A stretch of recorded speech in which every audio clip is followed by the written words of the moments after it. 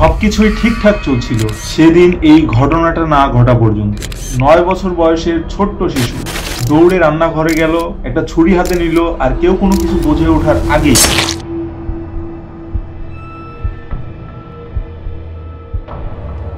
এত কম বয়সে, মাত্র 9 বছর বয়সে কেউ সুইসাইডের মতো চিন্তা ভাবনা কিভাবে মাথায় নিয়ে আসে, এর কারণটা যদি আপনি জানতে পারেন তাহলে আপনিও অবাক হয়ে যাবেন। ঘটনাটা শুরু হয় আরো 5 বছর পূর্বে, যখন এই বাচ্চাটার বয়স মাত্র 4 বছর।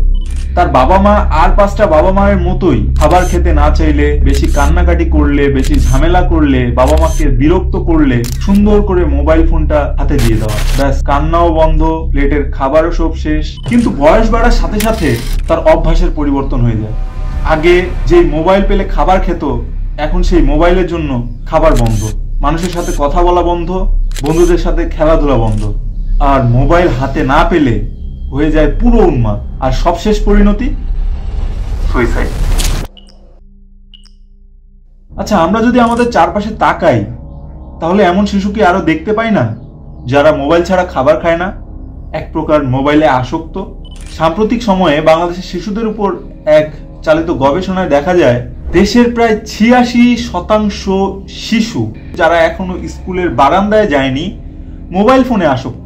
গবেষণা বলছে যেসব শিশুরা বেশি সময় মোবাইল ফোন চালায় তাদের মধ্যে হতাশ, উদ্বেগ, আগ্রাসী আচরণ, অবাধ্যতা ও বুলিং এর প্রবণতা অনেক বেশি।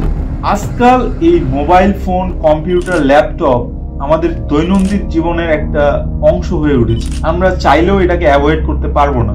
কিন্তু এই মোবাইল ফোন বা ল্যাপটপ শিশুদের জন্য কিন্তু চরম ক্ষতিকর। এক গবেষণায় দেখা গেছে বাংলাদেশের শিশুরা দিনে গড়ে 3 ঘন্টা মোবাইল ফোন ইউজ করে, যা বিশ্ব স্বাস্থ্য সংস্থার সুপারিশকৃত সময়ের চেয়ে 3 গুণ বেশি। দিন যত বাড়ছে মোবাইল ফোনের ব্যবহার ততই বাড়ছে, আর আমাদের শিশুদের মোবাইলের প্রতি আসক্তিও দিন দিন বেড়েই চলেছে।